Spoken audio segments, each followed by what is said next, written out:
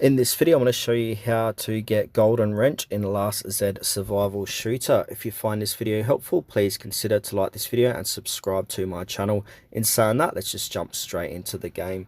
Alright, so in Last Z Survival Shooter, wrenches, particularly the golden wrenches, are crucial for upgrading vehicles and equipment. So there's a few different ways how we can obtain these. So the first way is by having a look at your hot events.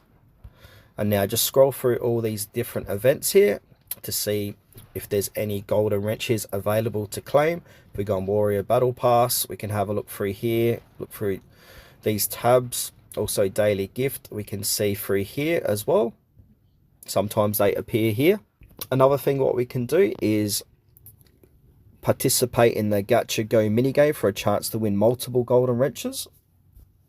And also golden wrenches are available in the VIP shop and time limited shop, so they're especially valuable during vehicle boost events. Alliance duel events, so participating in Alliance duel events can earn you golden wrenches, especially when focusing on vehicle upgrades. And also daily challenges and missions, so completing the daily task and missions may reward you with golden wrenches.